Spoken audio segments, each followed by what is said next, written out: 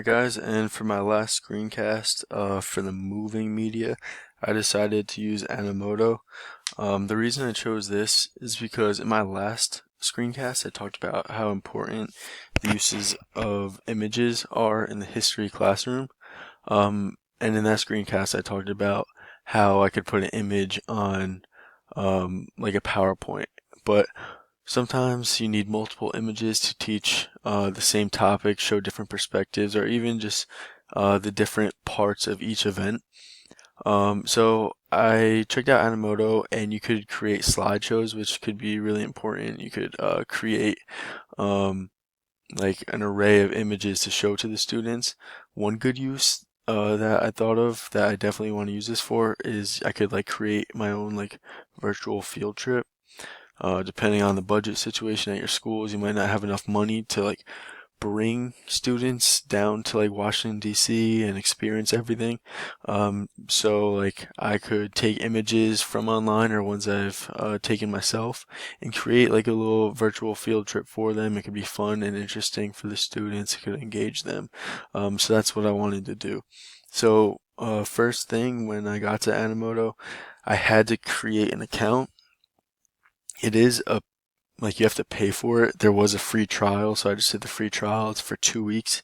But with the free trial, it seems to have some limitations. But before we get started, like the ease and flexibility, there's a lot of things that you could do. So if I click on features down here, get started, I scroll down, it could be used for business, if you're a photographer, education, or personal use. So I would click on education, and then I just scroll down. Here's quotes from different educators, but unlimited 20-minute videos, it's easy to use, HD quality, licensed music. So that's all the different things that you could do. One drawback I was talking about was that it cost money to use. So clicking on pricing, it's not a free tool, but it's only $8 per month. If I had a paid position as a teacher, I wouldn't mind spending that, for $8, making your classroom more interesting. I think that's not bad. But it looks like that just says create fun and memorable slideshow videos, so they might be a little basic. But to get probably more features, you would have to pay $22 per month, which could be a little pricey. At that point, I'd probably try to find a cheaper slideshow creation. So it is pretty user friendly. I already create my account, but I would do create, and then I could do a video, and it says like do a sample video, so like it shows you what you can do with it. I'm not gonna watch the whole thing, but that just gives you an idea. And then same thing for the marketing video. So that's just showing what you can do with it. I would personally use slideshow video. You pick your background. I would just click this one. This seems pretty cool. When you first log on, I already like gave it a quick try myself, so I could have some experience with it. But it gave like a quick tutorial, like, oh, let me get you started, and it would like highlight add pics and vids. So that's what I did. So when you first log on, that's what you do. It seems pretty reliable as long as you save your work, and especially paying monthly. I would assume you get very good customer service, and there wouldn't be much experiences with losing any of your work, especially if you save it. And I could save it at the end and go underneath my account. I have the dashboard, my videos, so everything I save would go into here. So it seems pretty secure. Logging in, it seemed pretty safe. I didn't see any advertisements or any ways of people really getting my information. You could log in with Facebook, so as long as you give them permission, they could get your information there. I just typed in my information personally, and if I decided to pay for it, I would trust this as a site, with my credit card information. I wouldn't worry about anything sketchy going on. Time. it kind of just depends how intricate you would want your video to be. I would probably want mine to be a little longer if I was using it for a classroom. But yeah, it really depends on what you want to do with it. So I'm gonna do a quick like 3 picture slideshow to show you just how easy it is. I'm gonna take my kids on a Washington field trip. Virtual tour, save. And then just add, upload, brings you there. I already saved some pictures. So once you save the pictures, it goes pretty quick. If you have to look for what you want, that might take a little longer.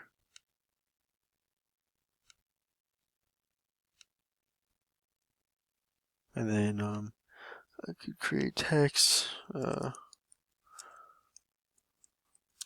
War Memorial.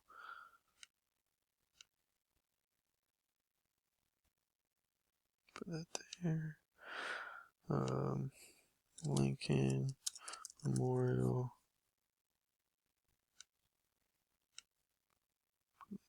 And then the MLK Memorial. And put that there. Oops. So as you saw, I did that pretty quickly. So this is just a preview of the video. It takes a couple seconds for it to actually load up.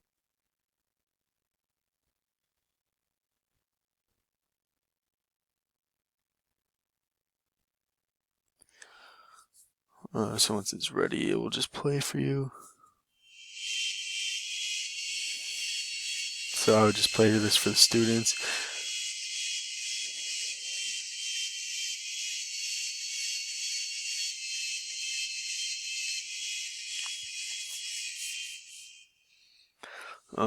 So as you saw for the free trial, it had the bands that said Animoto trial, and it says like upgrade to remove the watermark.